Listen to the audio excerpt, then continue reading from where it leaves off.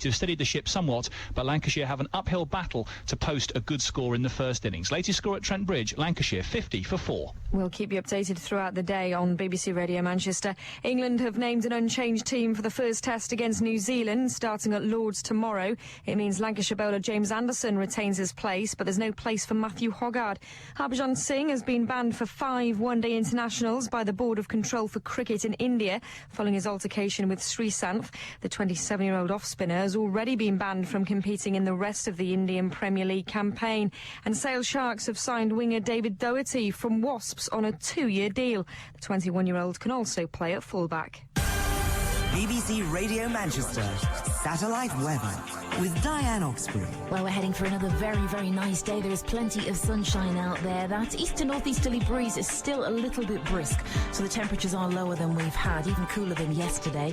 Might be a little more cloud as we go through the afternoon, but it really won't spoil the day. All things considered, it's a good one with a top temperature of 18 Celsius. Allan Beswick with you on the phones. 0161 228 2255. BBC Radio Manchester. I hear you're right. Busy, innit? By God, it's busy. Yeah, it took me ages to get into work. What's going on? Don't want any of that. They should leave it. They should leave a lane. We should have, like, visitors lane and locals lane. Put all the jocks on the outside lane out the way where they can't do any harm and let us in. I went into Sainsbury's in Salford. They've just declared, what was it, £450 million profit. Then I made that this morning. All these Scottish fans, or Rangers fans, Scottish Rangers fans, Rangers Scottish fans, any of that crap, yeah, all of them sitting in there, scoffing away, feeding their faces, full to the ginnels. It's an outrage and a scandal. Apart from that, welcome. Are you all right? Good. 0161 228 2255. You got something to say? That's fine. Or Radio Manchester at bbc.co.uk.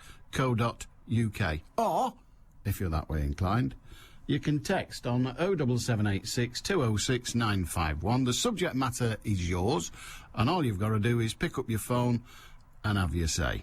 Dead easy. You can talk about anything. Do you welcome? The Independent doesn't welcome... It doesn't say anything much about the Scottish fans, but it says a lot about the Russian fans. Europe's most racist fans come to Britain, and there is not a black player in sight. Manchester police and the government have warned some of the world's most notoriously racist football fans, those of Zenit St. Petersburg, not to bring their abuse of black players to Britain when the side faces Glasgow Rangers in the UEFA. Do we say UEFA? Is it UEFA or UEFA? I heard somebody say UEFA earlier. I don't care. Anyway, in that cup that they're playing for, it's a bit of a Toy Town one anyway, it's not the real one, is it? So they're playing for that. And the warnings came less than 48 hours after Gordon Brown hosted a Show Racism the Red Card event in Downing Street. In the Rose Garden. No, I didn't promise you a Rose Garden, but you got one. Which it was widely agreed that British football had done much to stamp out racism in the past several decades.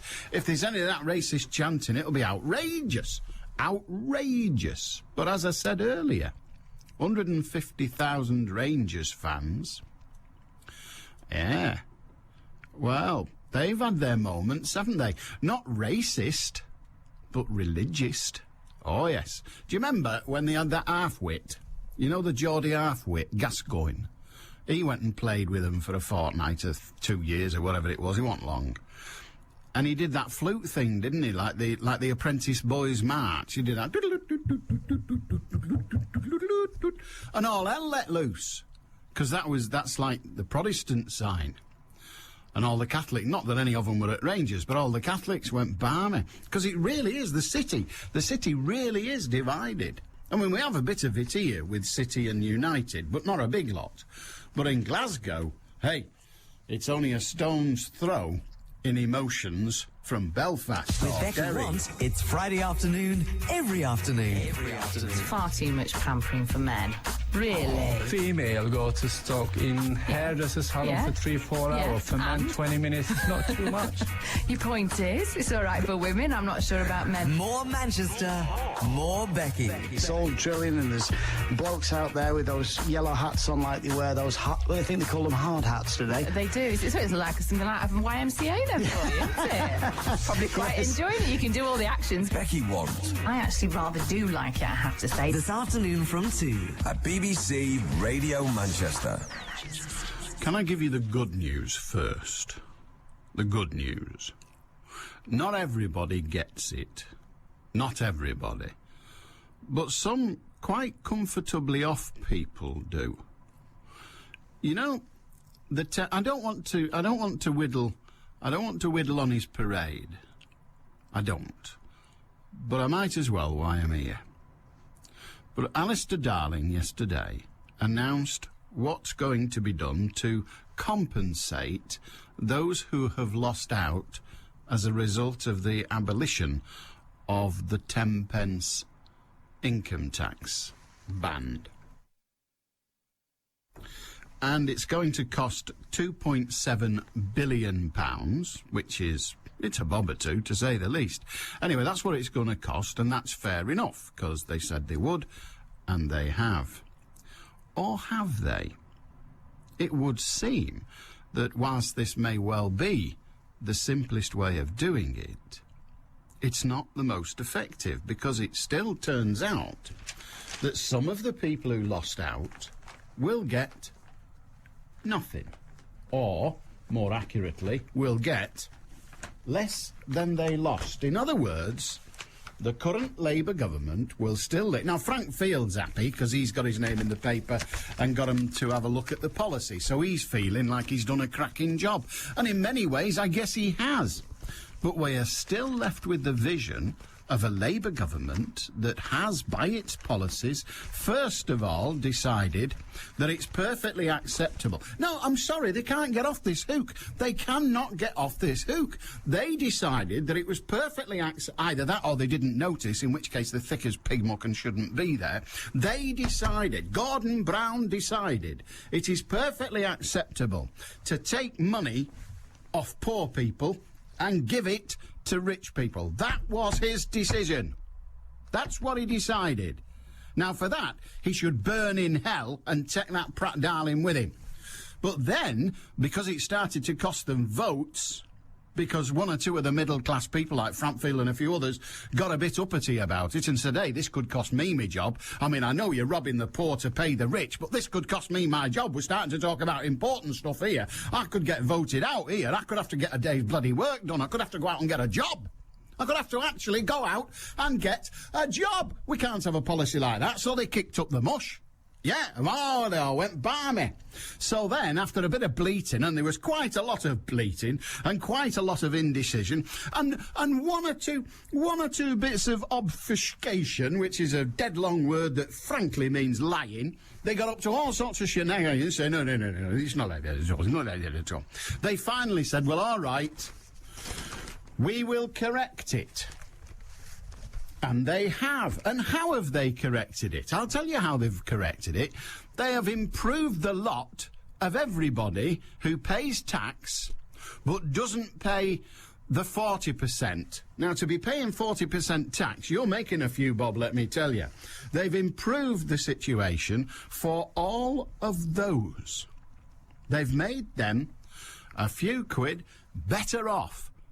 Once again, they have made the rich a little bit richer. Have they any understanding of their job as a Labour government? Have they any understanding of that at all? Or have I misunderstood? And the Labour government's job was to soak the poor to pay the rich, because they're still doing it. If you pay tax at less than the £40,000 rate, you will be about 120 quid better off as a result of Alistair Darling's change yesterday. He didn't see the light, obviously. But that's what you will be. £120 better off. If you're a person who pays tax at 40%, the highest rate, if you pay tax at 40%, the way the figures are adjusted at the top end means that you will actually be in exactly the same position as you were after it robbed the poor and made you a bit richer. So that's the situation. You are, if you're paying tax, you are better off than you were before they compensated or said they'd compensated the poor people. Now listen to this. Question. They've done a sort of breakdown of the consequences in The Guardian, and they've asked a number of questions. If it's so simple, they've said it's simple to correct. If it's so simple, why didn't they do it before? It's a good question. I'll tell you why they didn't do it before, because they thought they'd get away with it, the slimy swines.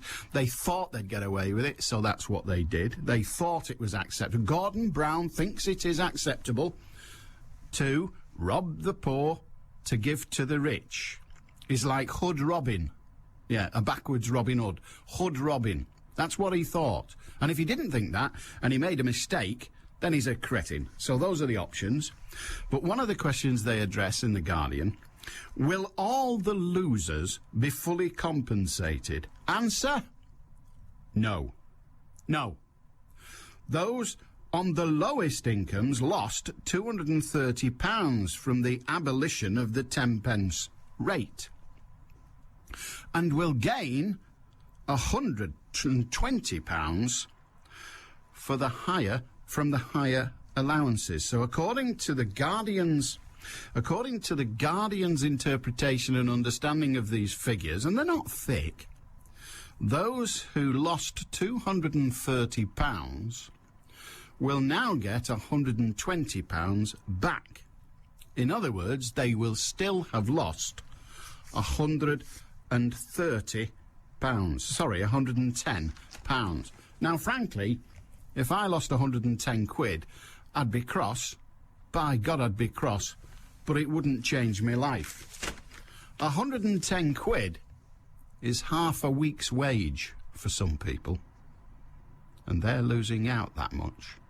People on the lowest incomes, despite Alistair Darling saying he's put it right, despite that, people on the lowest incomes will still be out of pocket £120 a year. Yes, I know, it's not a lot of money. It's not a lot of money. Unless you've got bugger all. Allan Beswick, BBC Radio Manchester. Extraordinary, but what have you got to say for yourself today? 0161 228 2255. Kevin says, I see the government have released UFO files. Aliens probably have visited Earth, seen it and decided it was inhabited by inferior, mindless, violent creatures and not worth bothering with. I told you yesterday afternoon, didn't I? Yes, as I said, there was something coming up in your papers this morning. Yeah? There's something coming up in your paper. Well, when I said it yesterday, I meant today, because I said tomorrow. Are you still with me? I've got an headache as well. Yeah, I said, didn't I? Tomorrow, today, there's something coming up in your papers that's going to be about space. Well, this is it. They've released all the UFO papers. Fantastic fun. There are still more to come, so they haven't released them all, but they've released a dirty great big wodge. Her Majesty's government may have concluded in 1979 that it has never been approached by people from outer space. But the current Pope is entertaining the idea of aliens. I shouldn't mention the Pope today with 150,000 Protestants in town, but there you are. There's nothing I can do. It's in the paper. That was the bizarre clash of opinions that emerged this morning as thousands of papers of Britain's X-Files were released by the Ministry of Defence in a move brought about by a deluge of freedom of information requests about UFO conspiracy theories. Fantastic. 160 files of them. The government denies the existence of flying objects and aliens, but the good news is the Pope thinks they might exist. How fantastic is that? Absolutely brilliant. I love it. I love it a lot. 0161 228 2255. Have you ever seen a UFO? Do tell. And Simon in Heywood says, I'm not concerned about the possibility of racist chanting or possible violence in Manchester today. With the descent into the city of 100,000 Scots and 10,000 Russians, I'm more concerned that the city will run out of special brew and vodka. Well, there's a guy in front of me in the queue in Sainsbury's, and he bought 6 cans of Red Bull, a case of Diet Coke, obviously worrying about his figure, a case of Diet Coke and 2 bottles of vodka. That's it. He's in for a party. BBC Radio Manchester. Headline news. The influx of Glasgow Rangers fans into Manchester for the UEFA Cup final could break a world record for the number of travelling supporters. Up to 150,000 fans are expected in the city centre. Many roads are at a standstill and train services are overcrowded as Rangers fans travel into Manchester for tonight's game. And a thief threatened to break a 92-year-old woman's arm after forcing his way into her home in Oldham. He also tried to force her wedding ring from her finger but couldn't get it off. Manchester's weather dry, warm and sunny, highs of 18 Celsius. I'm Faye Rusco. BBC Radio Manchester. 2020 traffic. There's been an accident on the M56 heading Manchester bound, closing off the outside lane of the 3 after a car collided with the central reservation, just before junction 10 for the exit slip road. Traffic is starting to build, and don't forget, still looking very slow on a number of routes around the Manchester area. M602 heading inbound, looking slow just before you reach junction 2 at Gilderbrook Road. Again, match traffic heading towards the centre of Manchester, and the M61 southbound again slow between 5 at West Horton and 1 at the Swinton interchange. Peter Street on the A34, another route affected between Jerusalem Place and Mount Street, and Deansgate around Key Street, and Blackfriars Road moving at a very slow speed indeed at the moment. Of course, a lot of pre-celebrations taking place in Manchester at the moment. The match takes place tonight at the City of Manchester Stadium at 7:45. Of course, as we heard not so long ago in the news, public transport greatly affected, very, very busy on the trains, trams and buses around the city centre. Make sure that you allow yourself plenty of time today to head out, because you will be delayed, I'm sure. Now, don't forget, if you want to keep up to date on the public transport situation, you can log on to the website. That's www.gmpte.com. And don't forget, if you can update me on anything you've heard or spotted, why not get in touch? Let me know how you're getting on in all this traffic. The number to dial hands-free, 0161 244 4951. I'm Cara Banks. Decongesting Manchester, one car at a time. 2020 traffic. BBC Radio Manchester. Tony in St Helens. Hi, Tony. Hello, Alan. What have you got? Right, it's just 2 points really. One about the congestion charge, or proposed congestion charges in Greater Manchester. I was just thinking that Lee had the railway ripped up in the late 60s, early 1970s by politicians as usual, and now they have to travel by car into Manchester with no means of public transport, so they get charged congestion charge through no fault of their own. Well, they would end up getting charged congestion charge, but one of the things that they were hoping to do, and I don't know whether this was included in the thing that would be provided from the congestion charge, is what was known as the sort of Lee bus link, which I personally was against for all sorts of reasons. But they were going to take a chunk of the East Lancashire roads and turn it into a buses only lane, and by that we mean a gully.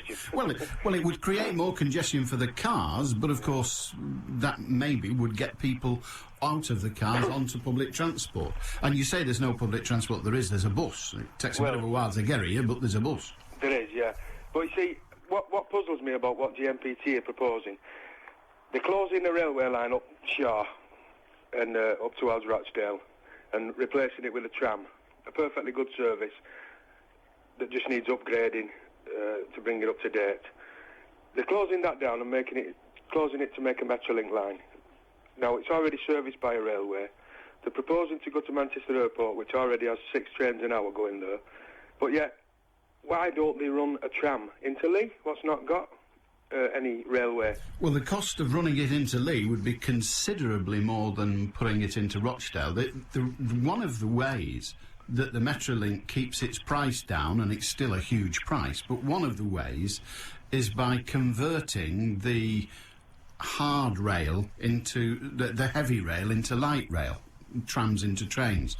That's what they did when they built the Metrolink that we've now got. Now, OK, the city centre, they had to put tracks down, but they didn't have to do it through to Bury because they just used the railway line. The same is going to happen in Rochdale. As you already said at the outset, the railway line to Lee was taken up, I think it was in Beechin's lot all those years ago. About 1970, I think. Yeah. But what amazes me is they're spending nearly £1 billion of taxpayers' money replacing a railway with a tramway. That doesn't make sense to me. All that money, when there's no need to do it, it's not logic. Well, you say there's no need. The people don't really want it. The people who I've spoke to don't want it. They're happy with the railway. All the arguments that you're making at the moment, and I'm not attempting to defeat them, but all the arguments you made at the moment were made about the creation, the original creation of the Metrolink, about the taking over the lines and the stations there. And people said, we don't need it, we don't need it, we don't need it. They built it, and within 3 months they were carrying double the number of passengers they ever thought they would. So all those people who say we don't need it can't wait to get on it. Yeah, well, it's one of them where we'll have to wait and see on that. We'll have to wait and see. I think we'll be waiting a long time. I think there's a reasonable chance that the congestion charge is currently dead in the water. Yeah. But we'll the other point I wanted to make, a quick one, was about the abolition of the 10p tax rate, what you've just been on about. Yeah. And I think what it is with the Labour government is it's absolute power. They always self-destruct. The Tories did it, Labour are doing it. Because public school boys who become politicians, they haven't got any integrity. I've said this to you before when I was on about Ravenhead, about my pension getting robbed and all that.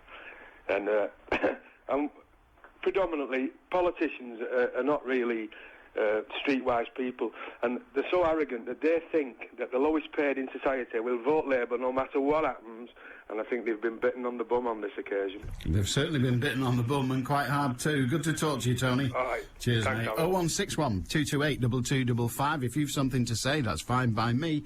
All you need to do is pick up your phone and have your say. You pick the subject and we kick it about a bit, and then we move on. Radio Manchester at bbc.co.uk if you want to do it via email. And, of course, you can text 07786 206 951 and talk about anything you fancy. We will be interrupting our proceedings from time to time with bits and pieces related to the fact that the city's full. Exactly. And, of course, we'll still have, every 20 minutes or so, we'll tell you why you should stop at home today. Because you can't move in the city. You just can't move. It really is packed. And all the better for it. Gordon says, may I take this moment to applaud the council's ineptness in sorting out the town centre. If they had any sense at all, they could have used the 30-acre site around the city stadium and put large screens up and also put up marquees, etc., and then it would have been a great carnival atmosphere. Anyway, I shall be exposing myself fully to the atmosphere purely as an experiment, and I'll report back tomorrow, unless I got roped into a drinking contest with a few nice jocks. Oh, and while we're at it, Gordon Brown's a plank. How very kind of you to end it off with such an impartial view. Dearie, dearie me. 0161 228 2255. If you've something to say, I feel sure that Manchester will want to hear it. 0161 228 2255. Trevor in Bolton. Alan, it'll cost £2.7 billion to attempt to recover lost ground from the 10p tax debacle. To fund it, he's going to take out yet another credit card to pay for it. This is from the luckiest government ever, who rode a comfortable cushion of successful world finance. And he couldn't even bank the money then. They still had to borrow record amounts. That's Trevor in Bolton, having a go at our fearless government. How say you? 0161 228 2255. Radio Manchester at bbc.co.uk, and of course text 07786 206 951.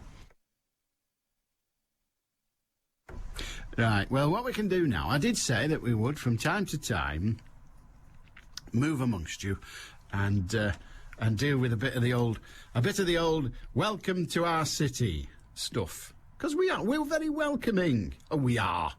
And they're all welcome here today. Aren't they just? Yeah. 150,000 of them, apparently, which does seem like an awful lot. Richard's Dead is in Piccadilly Gardens, now, it's interesting, Piccadilly Gardens, because they reckon they've got a big screen, and that's going to be for the Russians, but there won't be many Russians here who haven't got a ticket. So when the Russians go to the match, the Scottish can move into Piccadilly Gardens to watch the match. That's the theory. How it's going, God alone knows. Richard? Alan, not a chance. Is it not full of Russians? There is a little pocket in a bus shelter just by the City Tower. The rest is just tens and tens of thousands of Glasgow Rangers fans, all in the blue Rangers tops, and those which aren't in the blue Rangers tops are topless, soaking up the sun and getting a bit of a tan, because they don't get much of... the trouble is they're nearly all blokes. Glasgow. They are, which is a bit of a shame. Yeah. I tell you what, we think Manchester is a great football city, but I think in Glasgow, they call you a pervert if you prefer women to football. It really is a religion up there, and it is swamped with tens of thousands of Glasgow Rangers fans. As I say, Piccadilly Gardens, where I am now, is pretty much full. There's probably less Glasgow Rangers fans where I've been down in Albert Square and in Cathedral Gardens, where the other fan zones are in Manchester. But they are absolutely swamped. The horns are going everywhere. But we mentioned there's only a few Zenit St. Petersburg supporters. I did manage to catch up with them later, and they too are looking forward to the match. I don't know. We believe in our victory, and score doesn't matter for us. I see the fans of Rangers here. It's our zone. it's really strange to see it. We believe that our team is better than yesterday. It's stronger. We expected that the Zenit fans will be more, but maybe later. We hope so. And how many of you do you reckon will be here?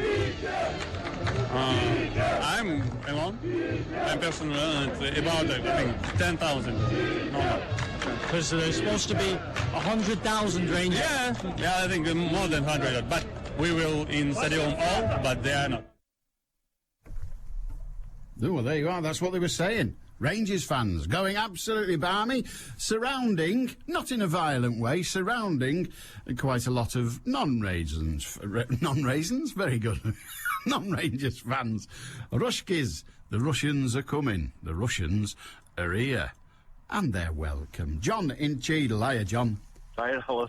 I was just saying to your colleagues, a bit safe where I am than where you are today. Are you perfectly safe where I am? Why are you about 10 stories up or something? No. We're on the ground. I can't work it out. I think we're on the ground floor. I didn't walk up any stairs on my way here, but we're fine. They'll be great. It's going to be fantastic. I hope so. Anyway, what can we do for you? I just think, well, I'll come to the serious thing. Secondly, for me, perhaps you could throw a bit of light on it, something I saw on the internet. But on the lighter note, seeing as it's nice and sunny, normally I like it, if you have a drink, I'll have red wine. And it's linked to the government, really, because I went for, my lady, she likes a gin and tonic, so I went to... A lot of them do. I know, with ice and lemon. So, and on the bottle, I haven't bought a bottle of tonic for ages. And I don't know if you know, but this is how, I don't know, say thick's a bit impolite, but they've got like a measuring thing on the top of a bottle of tonic water now. And I noticed they've got them on the bitter lemon and on the ginger ale as well. They've got a what? A measuring thing? I promise you, it's difficult to buy them without. It's like a seal, but it tells you how many units of alcohol. Should that not go on a bottle of gin?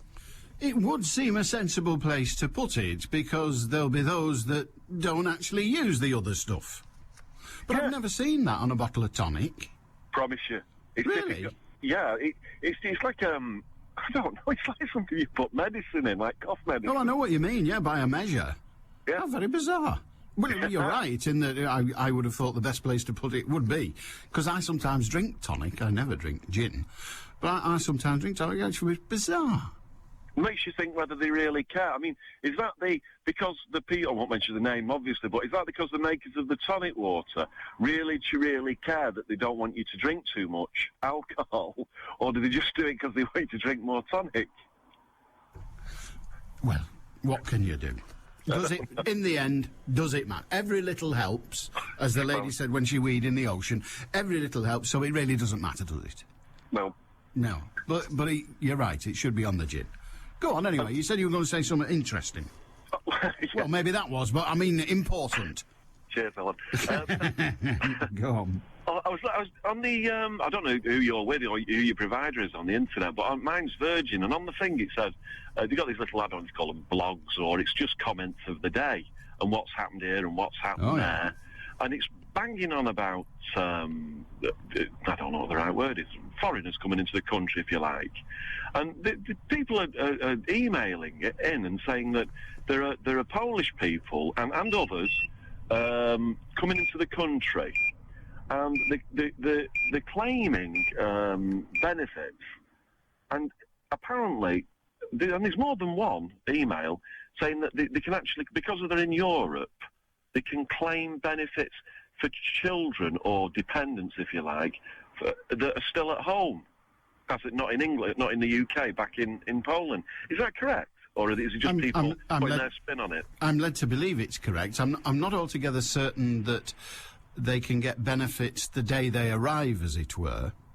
But it is the case, I am told, that once they become eligible for benefits, they can be eligible for benefits even for people who, if you like, aren't here. All right. Oh, well, thanks.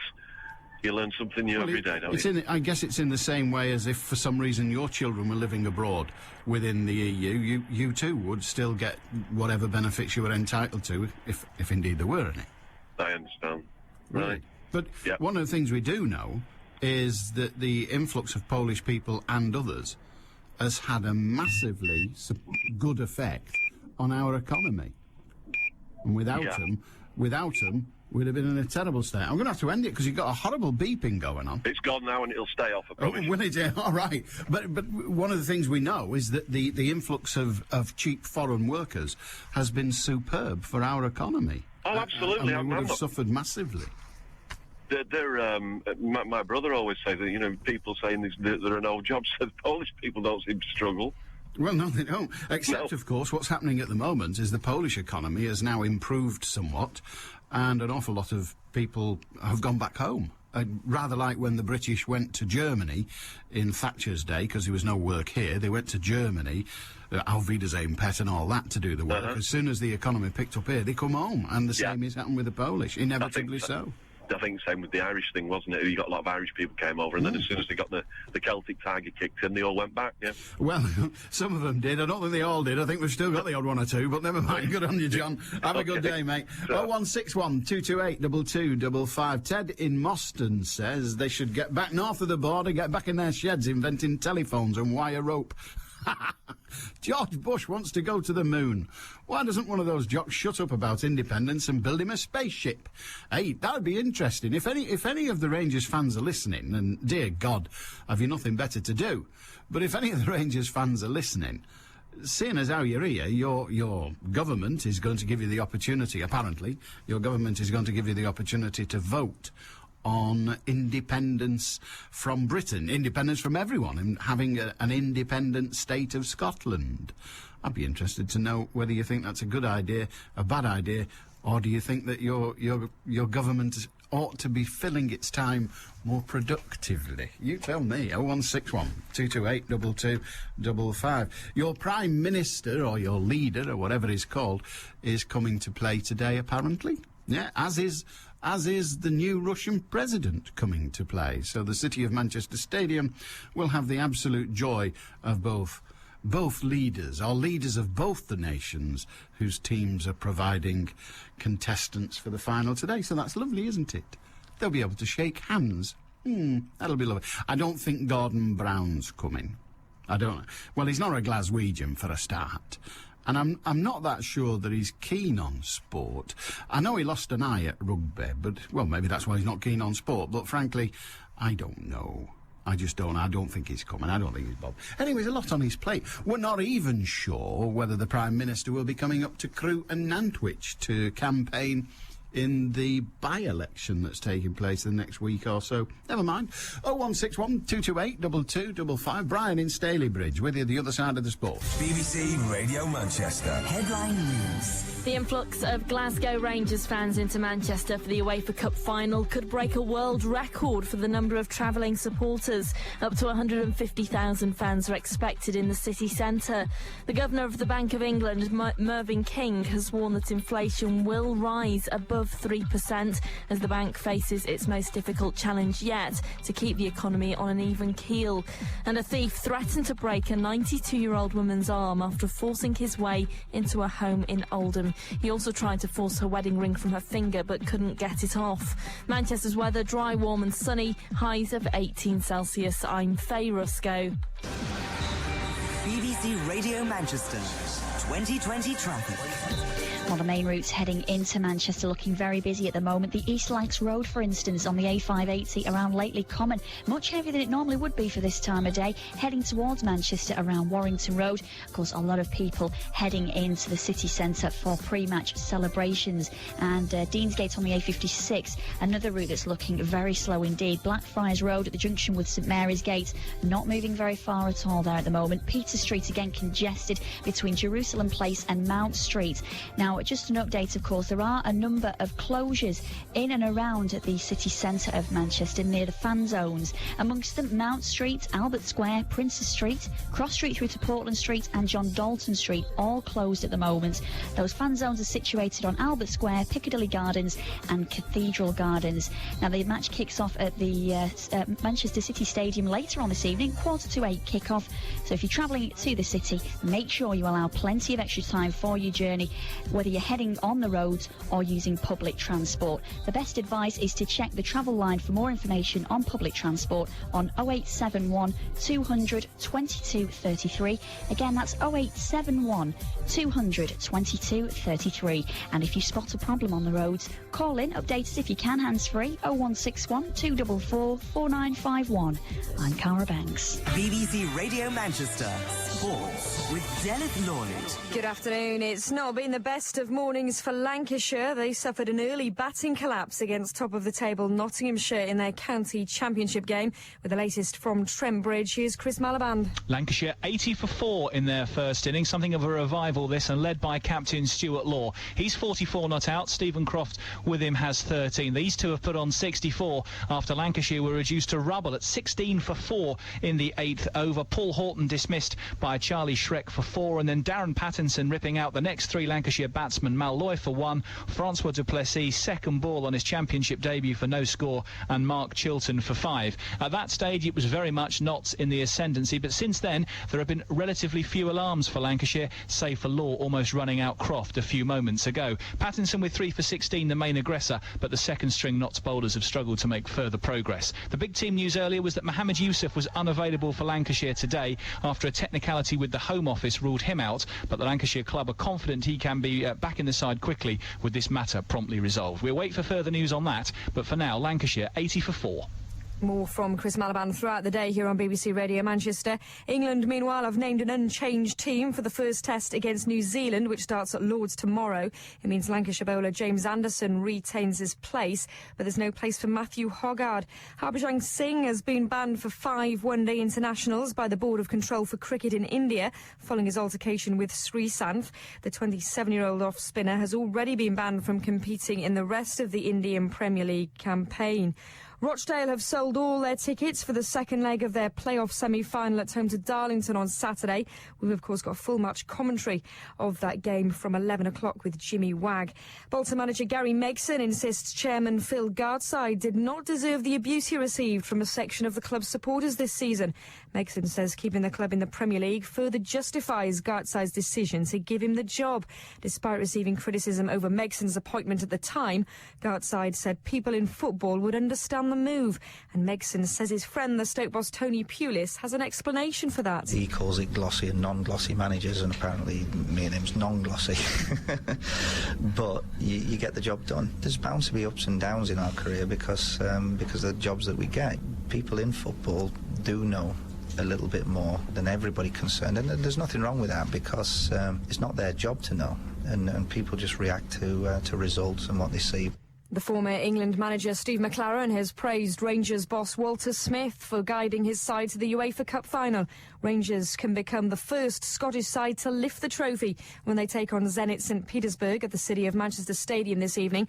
McLaren, who took Middlesbrough to the UEFA Cup final 2 seasons ago, only to lose 4-0 to Seville, told BBC Radio Manchester it's no mean feat. I know in a full season how difficult it is to get to a UEFA Cup final. You have to play 16, 17 games to get there, go through many rounds, and alongside with the championship and the quadruple that they're going for, it's an incredible achievement to get to that. Ian Dowie has been appointed as first-team coach at QPR. He's signed a 2-year deal at Loftus Road. Wigan Warriors have signed Parramatta hooker Mark Riddell on a 3-year deal starting next season. The 27-year-old will join the club in December. The signing, though, will cast doubt over the future of Mickey Hyam at the JJB Stadium. Sale Sharks have completed the signing of winger David Doherty from Wasps on a 2-year contract. The 21-year-old can also play at fullback. And Justin Henan is due to hold a news conference later this afternoon to outline her plans for the future. It follows unconfirmed reports in Belgium suggesting that the world number 1 might announce her retirement from tennis at the age of 25. Mornings sound better with Eamon O'Neill and Diane Oxbury. Eamon and Diane. 4 or 5 lads coming out of a pub at closing time, and they phoned the local airbase to say they'd seen an unidentified flying object, and when asked what direction they thought it was heading towards, they said towards Gatwick. Eamon and Diane and you. UFOs, the one that was very interested in the television aerial. I actually seen that one. Did you? Yeah, and there was a wedding on board the spaceship, and they just wanted to make sure they had a great reception. Hey! Get out. The station with Eamon and Diane for breakfast. I don't think any of this is funny. Back tomorrow morning from 6 at BBC Radio Manchester. A very good day to you. You all right? 0161 228 2255. Radio Manchester at bbc.co.uk. And you can text on 07786 206 951. Brian in Stalybridge. Hi, Brian. Hi, Alan. This 10% thing, why has it only just been moaned about now the last few weeks? Only since April 2007, I've been having that addition on from 10% to 20. All of a sudden, I'm a part-time worker now, and I used to have a gross pay of 440 to come about 396, and from April of last year, all of a sudden that dropped down to about 350 odd. Tax went up nearly double, but now people aren't just moaning about it. Well, the temp. I mean, I don't know your own personal tax circumstances, obviously, but yeah. the 10 pence. No, well, prior to all this, the 3 years before that, I had this part-time job, and it was regular clockwork, give and take a few pence. But when it came to last April, straight away, it just doubled the tax. Well, as I say, I'm not in a position to quantify that, but what I can tell you is that the 10 pence tax band was not abolished until with effect from the 6th of April, the beginning of the one we're now in, the newly started tax year. So the 10 pence band never affected anybody in practical terms, because it was still there, it was still operating. It only ended on the 5th of April, 6th of April at midnight, 5th, 6th of April at midnight. So that's when it ended, and that's when the new changes came in. Now, there may have been other changes that affected your tax. I've no way of knowing that. No. In answer to the question, why has it only been pointed up now, I'm not really sure. 1 or 2 people mentioned that the poor, the low-income people, were going to lose out as a result of the abolition of the 10 pence band, and nobody paid any attention to them. But now, of course, it's rather different. Like I'd got a normal tax code around about up to just under 200, whatever it were. I know my circumstances have changed since, because I'm on a basic rate now, but they're messing about with that. But it was just that I thought, well, why are they complaining? I mean, I've been getting this regular thing for over 12 months, proper tax code, and then all of a sudden, last April came in 2007 bump. It just, I thought, well, I mean, I say I'm getting to my 70s now, just doing like part-time. Well, that must have been something related to your own personal circumstances, and not the 10 pence. The reason they're kicking off about it, or have been kicking off about it in recent months, is because the momentum. You know, one person complains and somebody says, "Oh, don't worry," and then another complains, and then suddenly there is there's a ball rolling. Isn't it? You know, they're going to give whether I'll get the 10% back. I don't know. I'm not worried. The other thing with people listening, I think, well, why is he still working at 70? I'd let the young uns get a job. Believe you, Alan, some don't want them. Well, I just work was that ever the truth? Yeah. Me being the care industry, small maintenance jobs, nothing too after that. Whether some are only part-time jobs, 20, 30 hours a week. You start these people and they're packed up after a month, 2 months. How do we change that then? I mean, you and me, I was brought up, and I hesitate to say this because I don't want to imply that it applies to others, but I was brought up that if I was unemployed, it was something to be ashamed of. Yeah. Now that's wrong, but none, because it's not always your own fault you're unemployed. But that doesn't exist in the same degree, does it? The work ethic is considerably less. Why? Why is that? I mean, the parents don't really. But I mean, they can go and get this money like or benefits for this, that, and t'other. And people always probably been either unemployed or less than me, but they've got a couple of televisions and everything else. It's only being laughed alive now. I mean, come on, Brian. You and I both know that I could not live on welfare benefits. They're crap. They're crap. Even if you've got a shed full of kids, they're crap. That's right, yeah. So why are people deciding to live on crap money? Well, if they are I was brought up in a council house anyhow, but they just get into the system and exist. But maybe a small percentage, but there seems to be more these days than ever. And I don't think we can ever change it.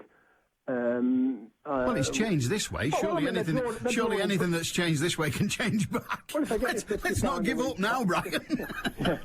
If they're getting £50 a week, the rent's paid, everything's paid. What they're drawing, Alan, it just spends money and food. I get every help possible, don't they, for the children and all that. I mean, we've had 3 kids growing up now, but I say I was brought up in the council house. I don't begrudge people living in them. It's when you see the ones that aren't paying anything to the society from the 16 upwards, 17, 18, 20, you say, how can they exist? But they're probably getting nearly £100 in the hand. All right, mate. All the rest paid for. Brian, good on you, mate. Okay, cheers. Thank you. Thanks for talking to us. It's getting on for 7 minutes to 1 on BBC Radio Manchester. Mark in Crumpsall says, why aren't there screens? Because, you know, they put screens up all around the city. Why aren't there screens in Platt Fields or Wythenshawe? Loads of room to organise fan games, ensure the whole area makes money, not just the centre. Biggest event since the games 2002, but you wouldn't know it from the lack of organisation. Well, of course, we started off from a position, didn't we, where the city said, if you haven't got a ticket, don't come. I remember ranting on here and saying, hang on a minute, what do you mean, don't come? Let them come here and buy our ale. Let them come here and stay in our hotels. Let them come here and spend money in our restaurants. Let them come here and clean out Asda of booze. Except for all those people that keep telling me that Asda in Eastlands has sold out of beer.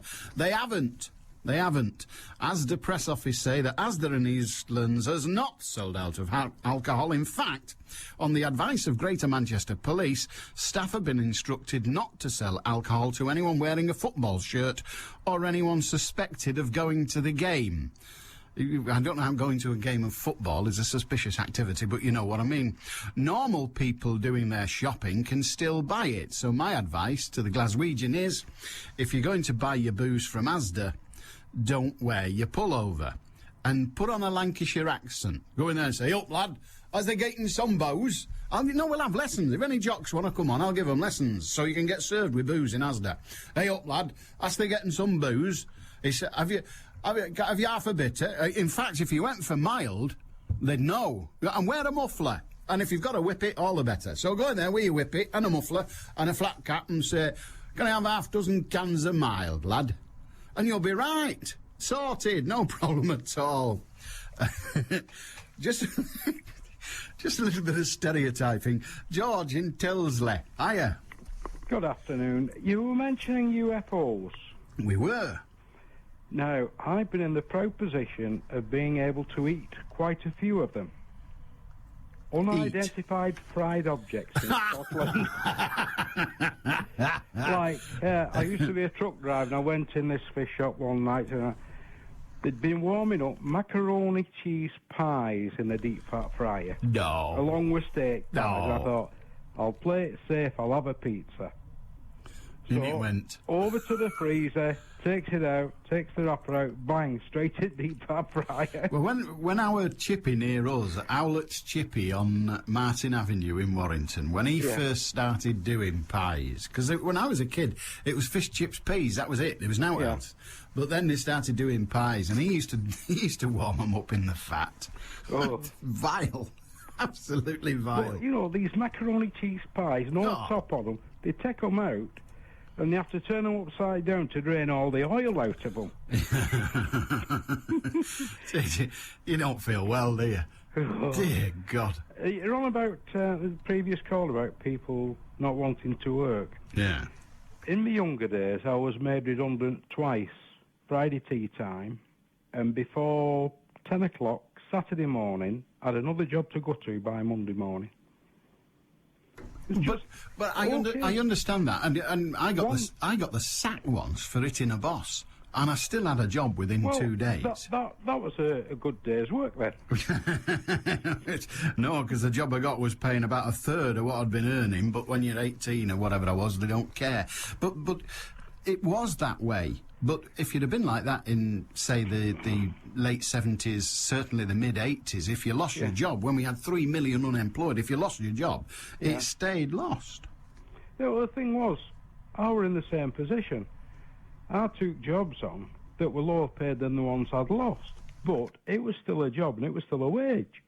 That's the way you looked at it. It's still a wage. But if you're the, I mean, we used to use phrases like this, didn't we? Words like this. If you're the breadwinner in a family, you have to go up as much as you can. Well, yes, you do, but sometimes as much as you can, if you've got a large family, there you are. You're bringing in on benefits, as we heard, I think it was, who was it that said it? Yes, it was Brian who said it. There's a person, they've got £100 in their hand, their rent's paid, their rates are paid, the water bills are paid, everything else is paid, they've got £100. If they go out to work, when they've paid their rent and their rates and all the rest of it, they're left with £80. Why should they go to work? Well, that's the just thing. For the sake of their family, why should they go to work? To a point, there's not the, shall we say, better paid jobs around that there used to be, unless you happen to be an extremely clever person. But that doesn't change the equation. If you're the breadwinner and you can get, all told, that's all the benefits added together, you can get £210 a week. Or you can forsake the benefits and go to work and get £180 a week, your wage. Why work? Where's the sense in that, given that you're making your family £30 a week poorer as a result of working? You're failing in your duty to your family, aren't you? You're failing in your duty to your family, whereas I think one of the things is that, we feel sorry for them, they're not working, we'll pay them to stay at home. And in some ways, it discourages people from working. There are people that can't work, that no matter what they do, they're a brick short of a house, but, they'll never be bright enough to hold a job down without it actually being a low-paid job. And I know it's being patronised to people that, shall we say, aren't quite as bright as they could be. But you still need people to do the low-paid jobs. Everybody can't be at the top. Somebody has to do the work and get their hands dirty. No, indeed. You need the engines. A life of chiefs is not much of a life. Oh, no. How do we encourage people then? I've only can give you about 3 seconds, but how do we encourage people who won't work to work? What do we do? Tax coding, I would imagine. So make it so that everything they earn they keep? Not everything, but let them keep a bigger percentage of it. All right, mate. Good on you. Okay. Thank you very much indeed. I think that's what the working tax credit was meant to achieve. Whether it has or not is for others to say. But what do you say? 0161228 2255, Radio Manchester at bbc.co.uk, and you can text on 07786 206 951. Terry from Tilsley. Alan, typically trains and trams, did no one tell them that 100,000 fans would come in to put more on? No, I don't think they did. And where did they get them from anyway? I'm traffic you want live this afternoon from Manchester's most exciting destination. It's Manchester Airport from 2. Terry in Tilsley seems to think there's a big shed somewhere with loads of buses in it not being used and loads of trams not being used, waiting for an invasion of fans so he can say, oh, bring out some more trams. It don't work like that, as the man said. 95.1 FM, DAB Digital Radio, and the World Wide Web. This is Manchester. BBC Radio Manchester.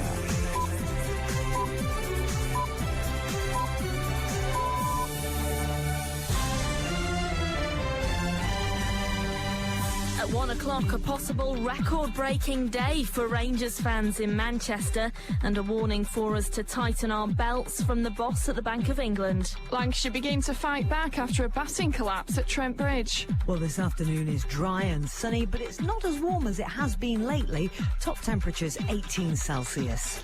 And if you're heading for the match later on this evening in Manchester, be aware that a number of routes looking busy at the moment. The M6 starting to queue now between junction 17 on the northbound through 18 at Middlewich.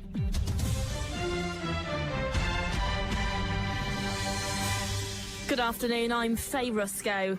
The influx of Glasgow Rangers fans into Manchester for the UEFA Cup final could break a world record for the number of travelling supporters. The previous record was held by Celtic when they took 80,000 fans to Seville in 2003, but it's thought that up to 150,000 Rangers supporters could turn up in the city centre today. The UEFA Cup final between Rangers and Zenit St Petersburg takes place tonight at the City of Manchester Stadium and could earn Manchester £20 million.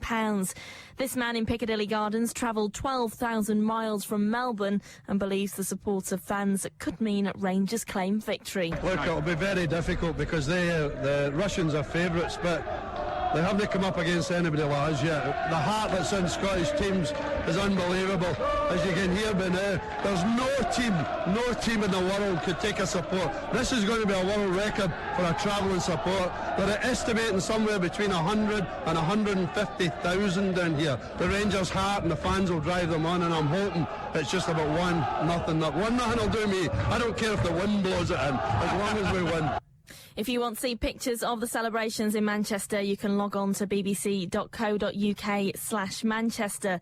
Now, if you haven't already got a ticket, stay off the trains. That's the message from TransPennine Express today, which runs trains from Scotland into Manchester. They've doubled capacity on their services from Glasgow and from Blackpool and Preston to cope with the number of fans travelling to the city for tonight's game. But customers this morning say they've struggled to get on any of the trains. Claire Wright is from the company. She's asking customers to be patient. We have been advising people, as have sort of industry partners, that people should only try boarding if they actually reserve seats, and just to be patient. Situation is we've doubled up most of our trains this morning, and we've doubled the capacity of trains from Scotland, and we've also got extra customer service staff as well. Well, roads leading into Manchester are also really busy. Police say traffic is moving, but you are advised to give yourself extra time to get to your destination. And Greater Manchester Police say 3 fans have been arrested so far, 2 for public order offences and 1 for possessing a false ticket. A thief threatened to break a 92-year-old woman's arm after forcing his way into her home in Oldham. The shocking robbery happened at 7 this morning on Prospect Road. After forcing his way into the house, he twisted the woman's arm and told her he'd break it if she didn't give him money. He also tried to force her wedding ring from her finger but couldn't get it off. He ransacked the house before stealing money and jewellery. The woman was found crying by a neighbour and was taken to hospital. The Governor of the Bank of England, Mervyn King, has warned that the nice decade is behind us. In his gloomiest assessment of the economy to date, he said growth would slow sharply and inflation would peak at 3.7%. Mr King forecast that inflation would stay above the target of 2% for some months. He believes a bumpy road lies ahead.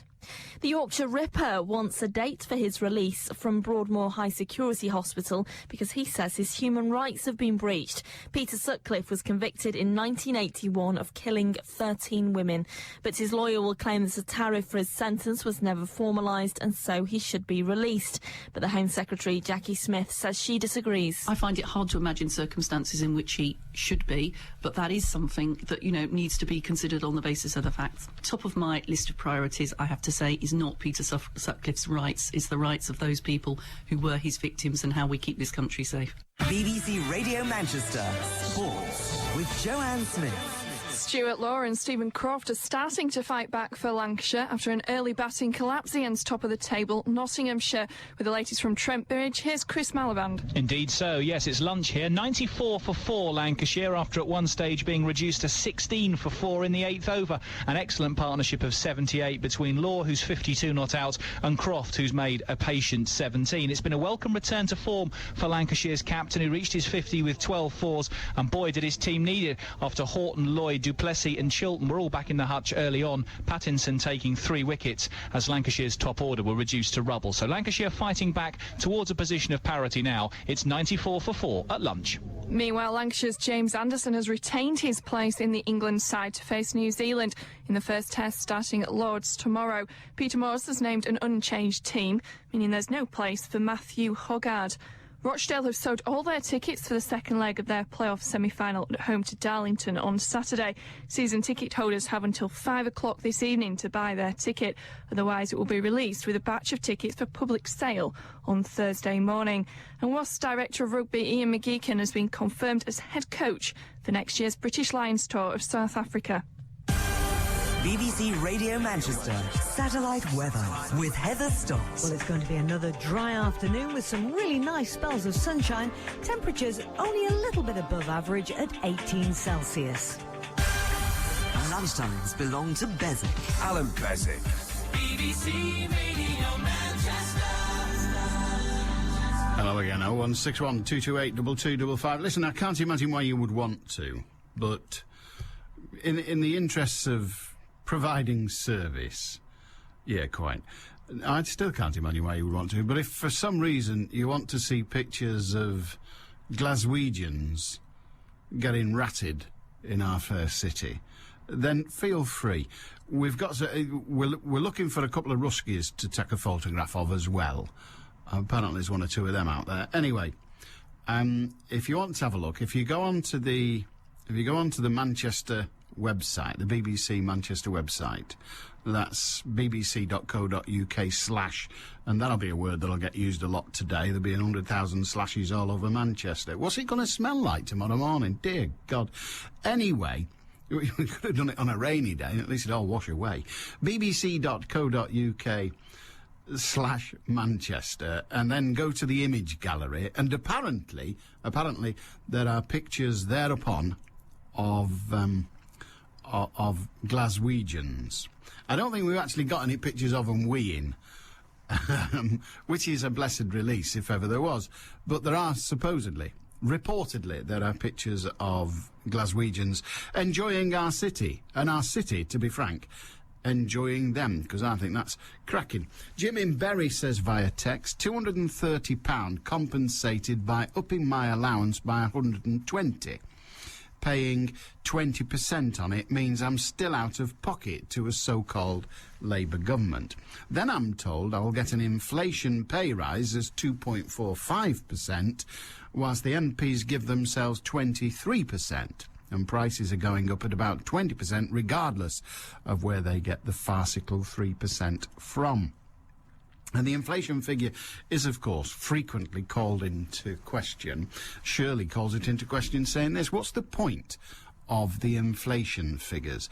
I can't understand them. They don't take energy prices or petrol prices into account. So what's the point of them? It's a good question. I don't know the point of them. Inflation, every industry claims that their industry suffers a different inflation rate than others. Our industry, the broadcasting industry, say, our inflation rate's well above the normal inflation rate. Well, who cares? Who cares?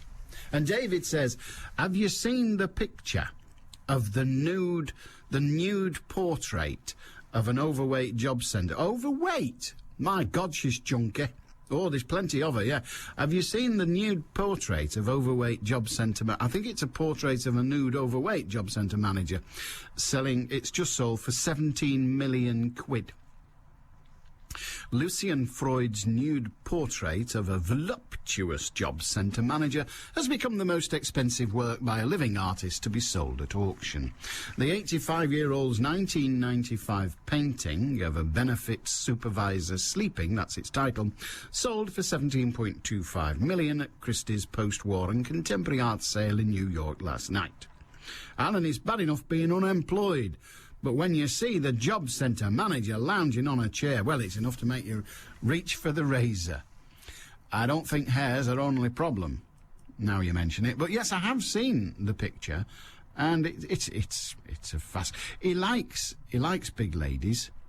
I mean, frankly, who doesn't? But he likes big ladies. He likes big people, does Lucian Freud. We're like that, me and him. He likes big people. Indeed, he's done a self-portrait, and frankly, there's quite a lot of him as well. Yeah, listen to this as an exchange. This is an exchange, as they call it, in the House of Commons at question time. This is a Sheffield MP. His name is Clive Betts. He's the Labour MP for Sheffield Attercliffe. This is what he said to Gordon Brown today. A Sheffield MP has told the Prime Minister that elderly and disabled people should be better looked after. Earlier this week, the government announced a review into social care services. So the Labour MP for Sheffield Attercliffe says the elderly deserve better from the system. The Prime Minister's told Mr Betts it's going to be increasingly difficult as the elderly population gets better. So, are you going to look after old people better? It's going to get harder, said the Prime Minister. Now, I don't know any way of interpreting that in any other result than no, we're not. Margaret, in Norwich, hiya. Hi. What can I do for you? I was actually ringing up, first of all, about the benefits, but you keep going on about the Glaswegians. Aye. Everybody that supports Rangers don't come from Glasgow. I'll grant you that, but that's the shorthand we're using for them. Yeah, that's okay. I'll let you off. In fact, you just heard the M6 coming north knackered now, and I bet that's all of them coming from London. But well, I was born and brought up about 5 minutes walk from Ibrox Stadium. Were you? Yeah. So are you a Rangers fan, or are you not bothered? Well, I have to support it when I'm here because I'm among all the English down here. I've been down here 60 years. So you support them just to make trouble, that's right. Yeah. Fair enough. The only thing is I've lost the two men in the family that were football supporters, so oh dear. I'm arguing with myself. But anyway, what I was ringing about was the benefits. When you were going on about, that man was going on about they get their rates paid, they get the rents paid, they get the electric paid, they get the water paid. They do not. Well, I know that retired people don't, but... No, but my son was on benefits through ill health. He worked from the day he left school, although he was epileptic and he had other problems, but he worked and he was started in lots of jobs at 4 o'clock in the morning and he was never late. But when he was about 45, he had what they call static epilepsy, which, if you know, is he had 20 in one night. And they said, that's it, he can't work anymore. So he did what he could. He used to do a lot of voluntary work, helped me a lot with the church things just to keep him going. But he was on benefit. He got his own flat so we could get him settled in case anything happened to us. And with our backing, he was in his own flat. But then they paid part of his rent because of his disability, he got more than just sick pay. Yeah. But he had to pay rent, part of his rent, part of his council tax, but all his electric, all his water. You don't get those allowed. No, you don't. In fact, you're right about the rates or the council tax. Margaret Thatcher passed legislation saying that everybody has to pay something. Everybody. And indeed, that legislation is still current. Yeah, but if certain people on benefits, the council tax they don't, They can get, they don't pay. I know some of my friends who are, they're not, one of them's just gone as a pensioner, but before she was on the pension, she didn't pay because she couldn't work and her husband wasn't working. But they didn't pay council tax and they didn't pay rent. There are some people who get it, but it was the water rate and the electric that was the thing. And when he applied for the benefits to help with his rent and rates because he was on his own, the form it came and it said on what you're supposed to live off. They allowed you so much, and I think it was probably about 60-something pound. That was what you're supposed to live off. But that was how, once he got over that, he started taking more rent and more rates. But in that 60-odd pound, they didn't reckon his electric or his water rate. Which, of course, would be somewhat greater because he'd be at home all the time. Well, that's right, yeah, but he was very good, I mean, his water, actually, we got him a meter, which made a big, big difference to him. Yeah, if there's just one person in the house, and he wasn't washing. He used to bring his washing to me. I did his washing. Unfortunately, he died in February this year. Oh, dear. We found him in bed, so we don't know what's happened. This is what gets you when you're hanging on waiting for an inquest. We have actually, they did release the body, but I've still got to go to court in June. And it's just, every time you think you're getting round it a bit, you know, that happens. Can I ask you about that? Because I'm a fairly heartless person, as you possibly guessed if you listen to this every day. Yeah. And I was listening to Heather earlier, and she had that solicitor on who set up a company dealing entirely with the families of soldiers. Bear with me, because there is a slight parallel. Yeah. And she was saying that most often what the families want, yes, they want money if money's available, but what they want more than anything is to know what happened. And my immediate thought was, why? What's the point? What's the point? Yeah. Why does it matter? I mean, if I can understand that where they are, I want them knowing. They'll know. They want to know whether it was somebody else's. But everybody nowadays, how I look at it, if something happens, it's always somebody's fault. Yeah. There's no such thing as an accident nowadays, is there? But I was trying to draw a parallel with something you said a few moments ago, and that is that you want to know what happened. Your son died in his bed, by all accounts. Yeah, well, shall I say, this is the only thing I've said this to our local vicar. One of the things I thank God for was that he died in his bed, and he didn't, because he's had one in the middle of the road. Oh, dear. And you can imagine what that's like on Chorley New Road in Horwich. He had one there, but fortunately it was a quieter time, and somebody saw him. This man thought he was drunk. At 12 o'clock he was crossing the road. He wasn't crossing the road, he had the fit and he staggered into the road. But because he staggered, this man said, I thought he was drunk. It's a reasonable... It is, yeah. And they stopped and then they realised, and a lot of people round here, because I'm well known, I was a lollipop on that. Where he did it, I was a lollipop for 20 years on there. But it's just wondering what went wrong, because thinking, was there something we could have done? I mean, he was just doing so well. He'd just paid for his house being decorated because he wasn't allowed to go up ladders, so we had somebody decorated when the council did some work. You see, we forget that, don't we? Just not little things, but if I want to decorate my house, I can choose. Either I can do it like a loony, or I can get a man in. Yeah, well, we had to get a man in. He doesn't have a choice, does he? And because the council had done a lot of work there, I allowed him £160. Now, I suppose if you're doing it yourself, that's a long way towards if you're only painting it. But he had two big rooms to do, and the stairs, and because he was in an upstairs flat. And they said they gave him that money, but we got this man to come who is a tradesman, but he's very good because he knows Stuart, because Stuart used to be a referee as well. That's the thing. Yeah. And they said to him, he did it, and he paid him. It was £600 he gave him on the Wednesday night. And he rang me up. He said, I've paid Ian for the decorating. I said, oh, thank goodness you've not got that money in your house. And he said, no. He said, so when I come on Friday, we'll go down and I'll see about my new carpet and my new settee, because he'd just got an endowment through that he'd been paying 40 years. Oh, nice, yeah. He'd just got that a couple of months before, so he was it. Otherwise, I have to do everything. I was paying for all that. I mean, he couldn't have. Like enough, he did smoke, and that was one of the things that bothered him. I used to say to him, "Don't ever complain about how hard up, because if you stop smoking, you'll be a lot better off." You'll be a lot better off. And he said, Margaret, "Well, I'd rather be dead and give it up." He said. Yeah, well, it's a choice people are entitled to make. It's like he said, "What else?" And this is what I asked the doctor once. I said, "Can you please try? If you talk to me, he thought his dad and I were getting on at him." Yeah. And I said, "You probably were."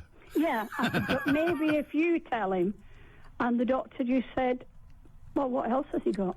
What else has he got? Yeah, it's a point, Margaret. What else has he got in his life? So. It's been lovely talking to you. Yeah, and at least, judging by what you've said, and sentimental old me doesn't exist, but at least he was looking forward when the end came. That's one thing I think. Yeah. And I'll tell you another thing. You know, when he had the accident on Charlie New Road, I happened to be had just come from a funeral of a young baby at church, because I'm very involved at church. And I'd just walked to the post office for something, and somebody said to me, "Oh, there's somebody just been knocked over." And I'd seen him on the road coming here. He was coming here for his lunch. And I thought, "Oh, no." I said, "Is it a man?" And she said, "Yeah." So when I went running out. And when I went out, Bernard Wrigley was controlling the traffic. Well, there you are. You know, he was standing there controlling the traffic. Good old Bernard. Well, his dad was a bobby, you see. It's in the blood, isn't it? Yeah, he was controlling the traffic. Well, but one of the other ladies said to me, "Margaret, where's your lollipop stick?" And I said, "Well, I finished with that lot. It's in the school, because the school was right near." They said, "You could have stopped them with that, you know." Good on you, Margaret. Lovely to talk to you. Thank you very much indeed. There you are. There are not many stories that end with Bernard Wrigley, and certainly fewer that end with Bernard Wrigley controlling the traffic. Can't even control his own water. BBC Radio Manchester. Headline News. The influx of Glasgow Rangers fans into Manchester for the UEFA Cup final could break a world record for the number of travelling supporters. Up to 150,000 fans are expected in the city centre. Many roads are at a standstill and train services are overcrowded as Rangers fans travel into Manchester for tonight's game. And the former MP for Bolton North East, Peter Thurnham, has died. Mr Thurnham, who represented the seat between 1983 and 1997, was originally elected as a Tory MP but later defected to the Lib Dems. Manchester's weather dry, warm and sunny, highs of 18 Celsius. I'm Faye Rusco. Hey, we used to have Peter Thurnham in here all the time. BBC Radio Manchester. 2020 traffic. The M6 northbound has been completely closed off because of a multi-vehicle collision between 17 Sandbach and 18 Middlewich, with congestion tailing all the way to Sandbach services. It's queuing right the way back at the moment. Of course, it doesn't bode well for people heading up to Manchester for pre-match celebrations. Now, the M61 southbound's looking heavy because of match traffic heading between 5 West Horton and 1 at the Swinton interchange. Peter Street traffic on the A34 in the centre of Manchester at a complete standstill between Jerusalem Place and Mount Street, and Deansgate on the A56 creeping along around the junction with the A6 Blackfriars Road. The East Lancs Road suffering as well because of the amount of people heading to Manchester for the game tonight. The A580 heavy on the eastbound towards Warrington Road. Again, the roadworks in the area further slowing traffic down around the Greyhound roundabout. Don't forget, if you are heading out using buses, trams or trains, you need to allow yourself plenty of extra journey time. As we heard in the news, public transport services like the trams are crowded at the moment, so make sure you leave plenty of time to reach your destination. Additional buses, trams and train services will be laid on before and after the match, and for more information you can always call the travel line on 0871 200 22 33. Don't forget, if you can update me on the situation where you are today, call in hands-free 0161 244 4951. I'm Cara Banks. Helping Manchester, help Manchester. BBC Radio Manchester Interaction with Linda Kay. I think when a stroke happens in a family, it's quite devastating. It happens in a flash, that's why it's called a stroke. One moment you're okay, the next you're very severely affected by the stroke itself. Every 5 minutes, someone in the UK has a stroke. And if it's someone close to you, you might feel like life will never be the same again. Elaine Roberts from the Stroke Association. When my father had his stroke, nothing prepares you because the emotional effect of looking after somebody can be exhausting. Having to wash and dress somebody and even feed somebody changes a relationship significantly. You're having to look after somebody who actually is not aware of the impact they're having on you. It's a good idea to get as much support as possible, and that's where the Stroke Association can help. We encourage them to move on and maybe get involved in social activities such as stroke clubs, art therapy groups, all sorts of things to enable people, as we say, to get on with their lives and to really make a difference. If someone you know has had a stroke, find out what help's available.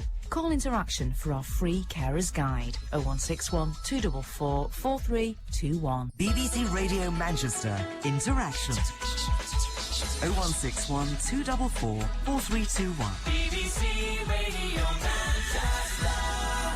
Paul from Withenshaw via text says, "Dear sir, about 5 years ago I was stood outside a garage in Stockport when a mechanic spotted a very strange vapour trail in the sky.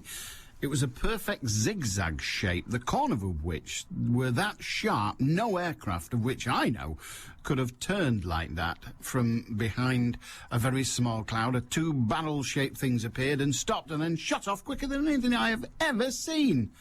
7 mechanics and myself were gobsmacked." I've often wanted to smack a gob of a mechanic. Anne in Hindley said, "A thief has threatened to break a 92-year-old woman's arm and tried to steal her wedding rings. Let us hope they catch him and send him to prison, and we never forget his human rights." A little bit of tongue-in-cheek from Anne, I suspect. Steve in Altrincham, hi. Hi. What can we do for you, Steve? Well, coming from Polish stock, Yeah. Jewish stock, you mentioned yesterday Irina Sandler, who's a great hero. Yeah. Within the community. My 92-year-old mother was lucky. She got away. She actually worked in Bletchley Park and is still alive now and talks about a translation job there, after they cracked the German codes. Another brave lady who should be mentioned, I've forgotten her name, unfortunately, was an English lady who flew unarmed Spitfires. She died last week at 90. She flew unarmed Spitfires to the troops in Europe. And absolutely amazing. She's like that generation. They represent probably your parents and my parents, a generation of women who are incredible and seem to be unique when you compare the future or the generations that came after them. And I think as a society, we forget too easily about these great women, or men, but mainly great women who did these heroic things. Unquestionably, there were brave people in those times. Yeah. I'm not sure at your suggestion that those people are not still around. The generation, our generation, the generation behind us and the generations behind us. It's sometimes, and we thank heaven for it, but it's sometimes the case that my generation, we had it easy. I mean, I don't know how old you are, Steve, but I'm slightly younger than you. You jammy beggar. Anyway, but I'm pressing 60, and frankly, I've lived in a time of comfort and joy, to be honest. I have had it cushy. My generation have had it cushy. You know, the health service, the education, the opportunity to work, the wages we earned. It's been a very, very easy life, to be honest. And so there's not been the opportunity for the heroes that are there to appear. Do you know what I mean? I do understand that, but I mean, what I'm saying is I occasionally listen to you when I'm out, and I listen to some very strong elderly women, politically and physically, I would say, who come on and have got great courage and great resolve. And they are, I would presume, in the areas of 70 to 80. I listened to a couple of crackers 2 weeks ago. And I think from that point of view, all that's happened, Alan, is the goalposts have moved. You know, obviously it's a softer life than it was for your parents and my parents. Absolutely so, but the point I was suggesting that if and I say, God forbid, but if the world went pear-shaped in the United Kingdom and we were suddenly involved in that, I think those kind of conflicts have left our planet forever, but we were involved in that world war conflict, then I think there would too be, amongst this current generation and my generation, your generation, there would be people like Irina Sendler and others who would just simply arrive, as it were, as if from nowhere. Rather like, you know, we were celebrating yesterday, it was the birthday of Florence Nightingale. And warfare creates an opportunity for heroism, whereas day-to-day life doesn't, does it? Well, of course it doesn't, but those people are still there. We're thankful for that, but do they get the publicity? Well, they don't all, do they? I mean, Irina Sendler is in the papers yesterday and today. Today, her obituaries in some of the papers, certainly in the broadsheets in The Guardian. Polish social worker who saved around 2,500 Jewish children from the Nazis. That opportunity doesn't present itself to every generation, thank heaven, but what an incredibly brave woman, you're right. But I maintain that amongst the current generation of those kids walking about with tattoos and zips in their eyebrows are the same number of heroes should the privations arrive to invent them. Well, I mean, I understand where you're coming from, the concept that you're coming from, and I wasn't really meaning to touch on that. What I was saying is that, yeah, I'm a Guardian reader, and I was quite amused. Well, I've seen Freud's picture, actually, before. Yes. Somebody said it would cost 17 million because they were paying by the pound, which I thought was very funny, but go on. Well, I was going to almost suggest that she should be used, you know, that stuff that you put in cracks and smooth over, a polyfiller advert. In fact, I believe he does work in that sort of... Apparently he does, yes. Perhaps we won't dwell. No.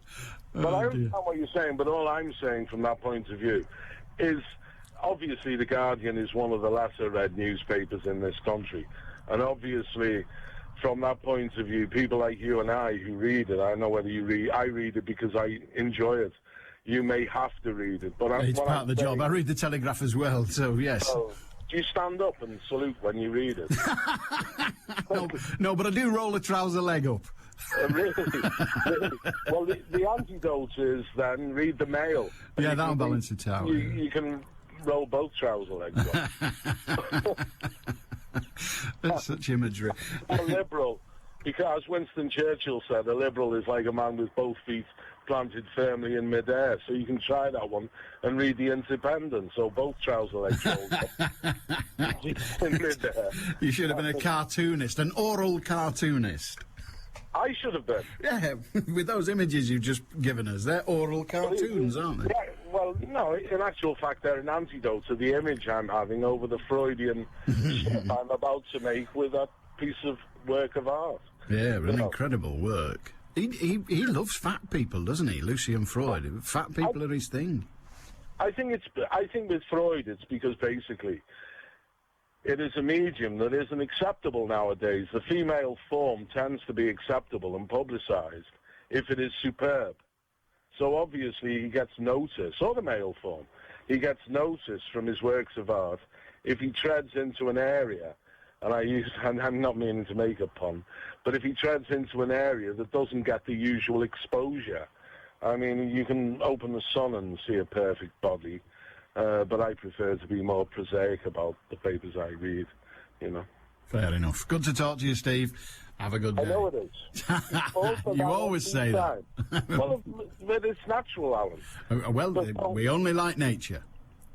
Human or other. Indeed. Have a good day. Thank you very much, Steve in Altrincham. 0161 228 2255. If you've something to say today, feel free. Radio Manchester at bbc.co.uk. And, of course, you can text 07786 206 951. And Doreen says, I read this in the newspaper this morning, the Pope's chief astronomer says that life on Mars cannot be ruled out. Writing in the Vatican newspaper, the astronomer, Father Gabriel Funes, said intelligent beings created by God could exist in outer space. Father Funes, director of the Vatican Observatory near Rome, is a respected scientist who collaborates with universities around the world. The search for forms of extraterrestrial life, he says, does not contradict belief in God. The official Vatican newspaper headlines his article, "Aliens Are My Brother." It sounds a bit like a film title, doesn't it? But never mind. A particularly bad film at that, but no wonder. Free from Sin is the other one. Just as there are multiple forms of life on Earth, so there could exist intelligent beings in outer space created by God. And some aliens could even be free from original sin, he speculates. Yeah, so no apples and snakes for them. Or more to the point, no nookie. Steady.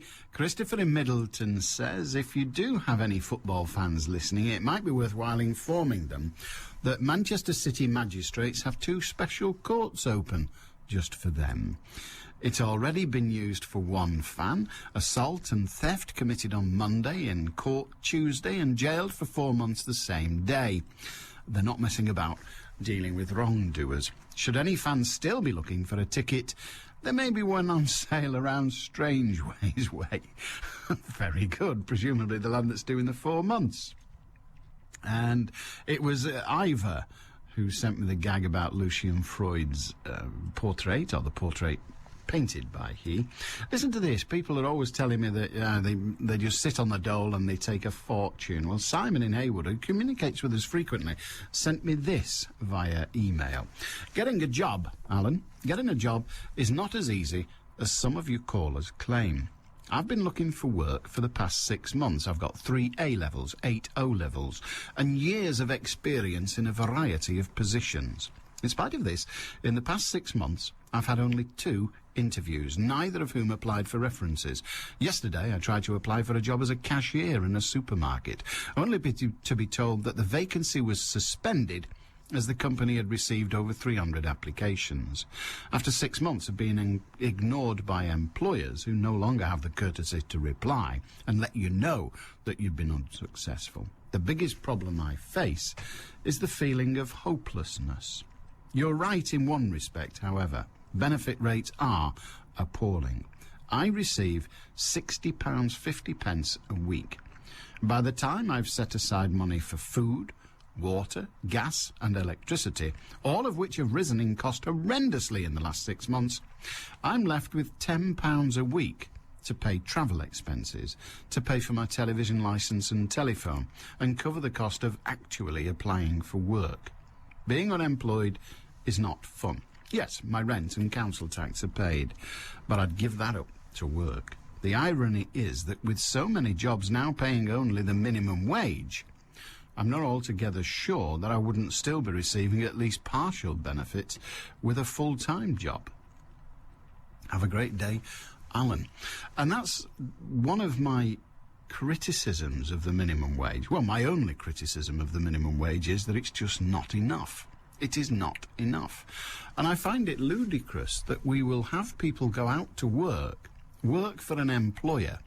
Now, the purpose of having employees, and business people always balk at this, but that's because they're thick if they don't realise, or else they lie if they're not prepared to recognise. But the purpose of having employees is so that that employee will make more money for you than he or she costs. It's called profit. So the purpose of an employee is to make a profit. And one of the ways you get that employee to make a profit is to make sure the money you get as a result of the work he or she does is greater than the money you give to him. That's it. It's a simple equation. Not always achievable, but a simple equation. That is it. The job of your employees, whether you have 1 or 100,000, is for them to make money for you. Now, that's fine. I've no problem with that. It's the capitalist system. That's what we do. If I employ someone to work for me doing a painting job or plumbing or what have you, I expect that individual to live on the profit he makes from the job. That's what it's for. No problem with that at all. What I don't understand is a minimum wage that allows an employer to employ an individual with the intention of making profit from that individual, and having that ability to make profit enhanced by the fact that the individual working for him gets assistance from the government, thus allowing the employer to pay him less. So effectively what happens with working tax credit and the like is the government actually hands the money to the employee, but the benefit goes to the employer. Now, how can that make sense? Doesn't make sense. What we have is a couple of million people in this country, a couple of million people in this country whose employers get a one-step-away subsidy to help them pay their staff. Or they make 20 quid a head profit on their staff, whilst the government pays their staff 20 quid a head. In other words, the government is taking tax off you, me, and some of those employers and giving it to employers as profit. Ludicrous. BBC Radio Manchester. Headline News. 100,000 Rangers football fans are expected to be in Manchester City Centre by late afternoon to take part in the celebrations for the UEFA Cup final. Just 13,000 fans have got tickets for the game. The event's thought to be earning Manchester up to £25 million. The Yorkshire Ripper wants a date for his release from Broadmoor High Security Hospital because he says his human rights have been breached.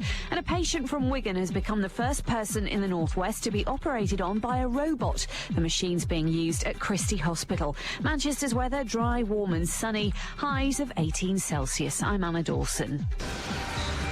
BBC Radio Manchester. 2020 traffic. Major disruption on the M6 northbound at the moment. It's been closed off completely on that side of the carriageway because of a multi-vehicle collision involving 5 vehicles between 17 Sandbach and 18 Middlewich, with congestion tailing back all the way to Sandbach services. All emergency services are in attendance at the scene. Of course, it's having massive implications for traffic heading to Manchester for the celebrations in light of the UEFA Cup final later on. Just an update on the situation around the Manchester area as well. Pretty much every main route that you can imagine heading in towards Manchester is looking extremely congested. Princess Parkway traffic, nothing but a sea of red lights at the moment. It really is backed up all the way into Manchester. Great Ancoat Street again queuing up both ways between Pollard Street and Oldham Street, and Newton Street, the A62 queuing between Great Ancoat Street and the A6 with Piccadilly. The East Lancs Road not faring much better, still very heavy indeed on the approach to the roadworks. Again, a lot of people heading towards Manchester for the match later on today. Don't forget, of course, public transport also affected by the number of fans using the services. Do be aware that, of course, most of those services will be much busier than usual. Make sure you allow yourself plenty of journey time today if you're heading to Manchester for the celebrations. Additional bus, tram and train services will be laid on before and after the match. And don't forget, you can always log on to the website for more information at www.gmpte.com. Don't forget, if you happen to spot a problem, maybe stuck in all these queues, please do get in touch. I'd love to hear from you. Hands free 0161 244 4951. I'm Cara Banks. So can we get out of town? I think you'd be all right getting out. He's getting in. That's the problem. Oh, I'm only on the owl. That's fine. Sod the rest of them. I'm all right. Thank you, man. BBC Radio Manchester. Sports with Joanne Smith. Lord Coe has gone public with his backing for Sir Alex Ferguson to manage the Great Britain football team at the 2012 Olympics.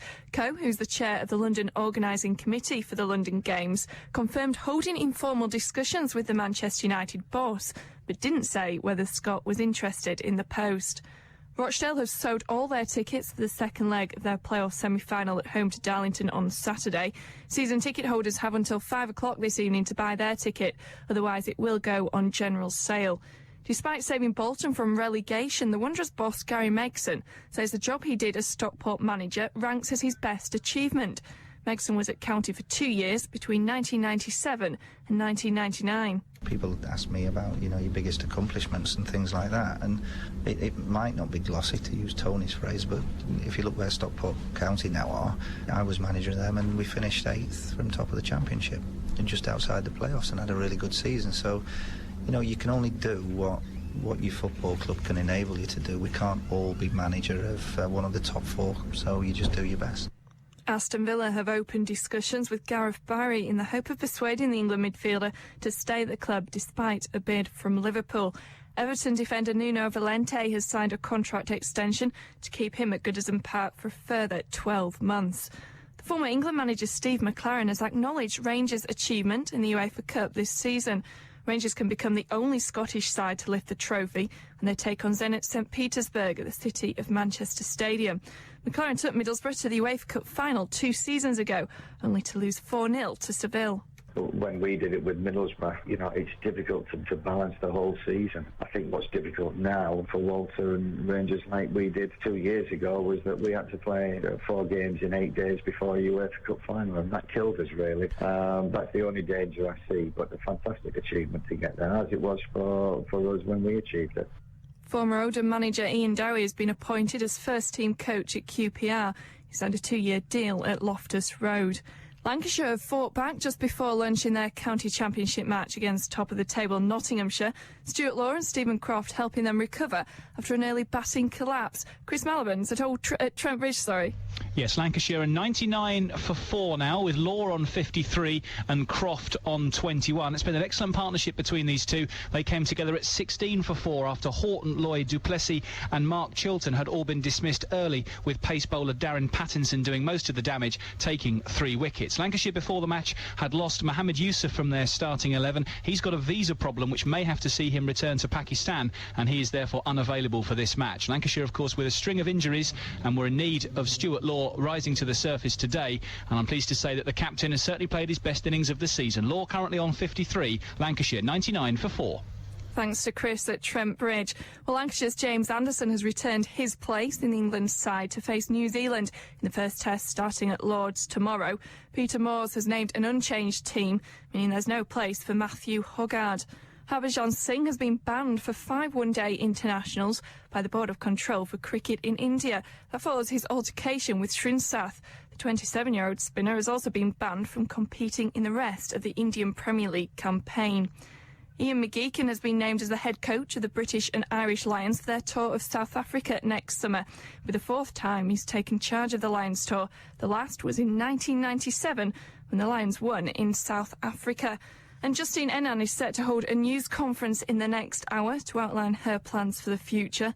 Follows unconfirmed reports in Belgium suggesting that she might announce her retirement from tennis, aged just 25 years of age, because of fatigue.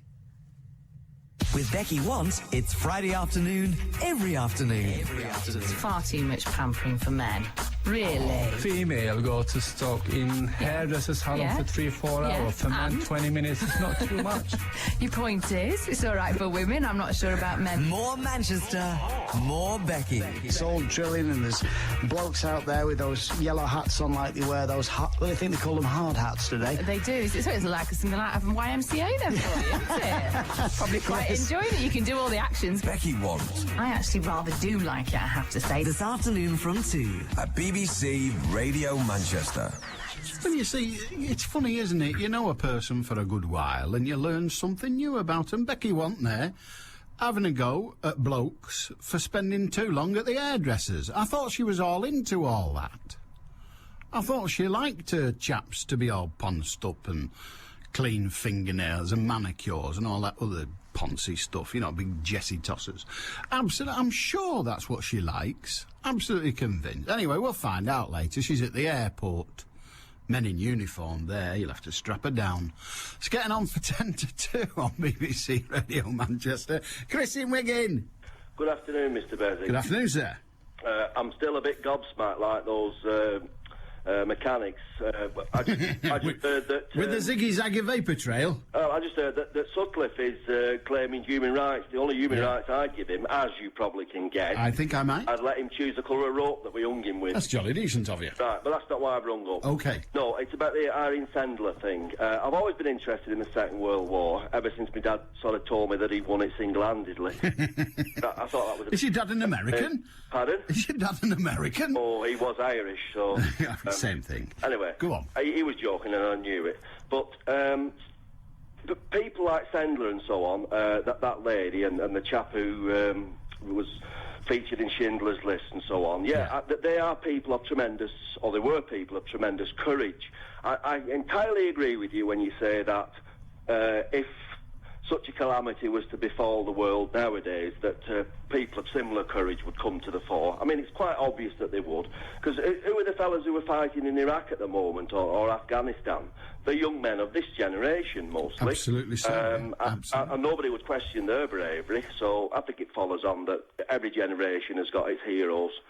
One point I want what was that phrase? I think it cometh... Yeah, there's Shakespeare. Cometh the hour, cometh the man, yeah.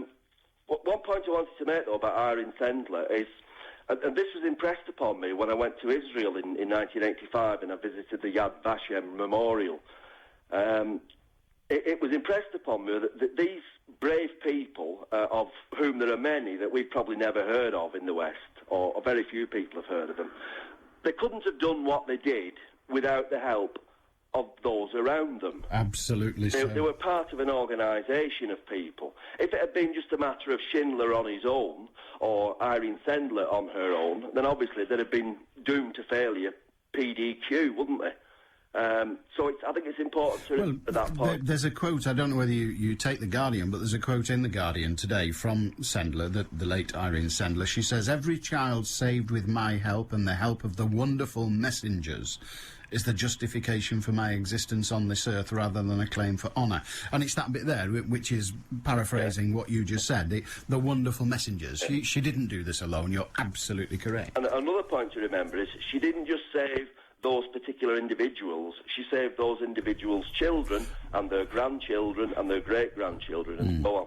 The actual number of people involved, directly or to a lesser degree, is absolutely mind-boggling. Well, yes, but that's the old argument about murder, isn't it? To spring back to Sutcliffe, he murdered 13 people, but he possibly took the lives of 40 million, depending how long you want to draw the line of generations from. It gets, as you say, mind-boggling if you try to do that. I don't particularly want to talk about that chap, because I know. I was just... programme about him last night that has been on before, apparently, which was discussing was he sane or was he insane and so on. So I'm not going to go down there. Okay. I just wanted to ring up and say, and perhaps this sounds terribly arrogant of me, but perhaps remind people that it was only with the help of a tremendous organisation of people behind them that these people could do such things. Right. So. And we've got to take our hats off to them. And I think we're a little bit too quick in this country to forget things. Whereas, for example, getting back to when I went to Israel, for obvious reasons, they seem to have much longer memories about such events. I think maybe we should have in some ways. Well, we should. We should remember all tribulation and work with that in mind. Because it is often the case that, as you say, that we forget the evil and the wickedness that mankind is quite happy to perpetrate upon mankind. And we sometimes just forget it, and sometimes we justify it, and other times we choose to remember one lot instead of another because of our own particular built-in prejudices. I think the most salient thing, though, is that you've got to remember that these atrocities that were committed a mere 2 generations ago, if they'd have been committed, say, in the Middle Ages, then people would have raised an eyebrow and said, well, of course, but that was then, wasn't it? So, you know, I think we've always got to remember how close we all are. Well, that's it. That wasn't then. Terrible In effect, it was now. Yeah, it was. In the span of human history, it was a blink of an eyelid away. And it's quite capable of happening again if we don't we know that. eye on such things. We know that. It's happening now. It is happening now. It doesn't happen in the same organised way, but it is happening now, without a shadow of a doubt. Good to talk to you, Chris. Okay, thanks a Have lot. a good day. Alan, when I worked nights as a security guard, a colleague and myself saw 2 UFOs flying between Fiddler's Ferry's power station and now long gone Bold power station. We often wondered if they were checking the power sources out. That's Fred in Adoc. Assuming that they would know that dirty great big cooling towers implied that they were doing power there. But you never know what they know. At least they know the Pope. Peter in Stretford, are you? Hello, good afternoon. Good afternoon, Alan, sir. What can we do I for was you? amazed to hear that you didn't, or the impression you gave, you didn't understand the concept of the government making up the wages of the low or very low paid. I didn't say I don't understand it. Yeah. I said it's ludicrous. That's okay, different. well, I'll explain to you why it Please do. isn't ludicrous. Okay. I used to be production manager, and we were expanding, and we didn't have to. We could have stayed as we are, but we took on young lads, young girls that would have otherwise been on the dole. They would have had nothing to do, and so the company made up some of the wages, and it was like you enter into a deal and you say, okay, well, we'll take on these youngsters. They know nothing, and honestly, some of them were right fruitcakes. But you take them under your wing, you teach them things, and man, that is difficult sometimes. And you work in a kind of an agreement, a partnership, and this is what it's about, that you take on these youngsters. But for a good long while, it costs the company to, if you like, teach them. That's not our responsibility. We could have stayed smaller as we were. Of course. And where the government benefits from it... Hang on, let me just finish. It is a presumption. That's not our responsibility. Yes, it is. If you want employees, then you pay to train them. Why should I pay? Well, because we're doing a social conscience. You're not doing a social conscience. Yes, we are. Oh, come on. We decided to expand. Why? So you could make more people happy, or so you could make more money? Which was it? Oh, I'm definitely for giving... But which was it? Was it to say, oh, look at all these poor people, let's expand and give them jobs? Yeah. Because I promise you, Yeah. I promise you... You don't have to see everything blinkered like you. And where you fail, Alan, is that... Or perhaps Alan, what, don't or interrupt perhaps me, what because I you're do... always forever Peter, interrupting. Let me perhaps, finish the perhaps sentence. what I don't Will you let me finish the perhaps sentence? what I don't do, Will Peter... you let me... No, Peter, I won't, because I can't be arsed. Well, that's because Peter, you don't... Peter, the reason I am blinkered in your view is because I don't listen to the PR pap. But do go on. Right, thank you. You've got It's to look at... Oh, God, there he is interrupting every time. Will you Like it, lump it, get on with it, or shut up. I don't mind. Well, you it. shut up for crying out loud. Let me get say... on with it. Right. So, you've got to look at the bigger picture. You've got to look at everything, because these youngsters know nothing to start with. Later on, might be of benefit to you and me and everybody. And that's how we see it. We see it, the government sees it, that, look, we'll train them, we'll start them off, okay? But you've got to play your part in this scheme, if you like, because otherwise they will be just kicking their heels and doing nothing. So the government says to themselves, right, we can either keep them on the dole and give them nothing, or we can give them opportunities and chances. And that is where the company most definitely does have a vested interest, if you like, that we help them to start off with, but you've got to play your part as well and Peter, help us. And that's where the... What is the driving force behind the company you're referring to? What's its objective? Is it to make a nice, happy world?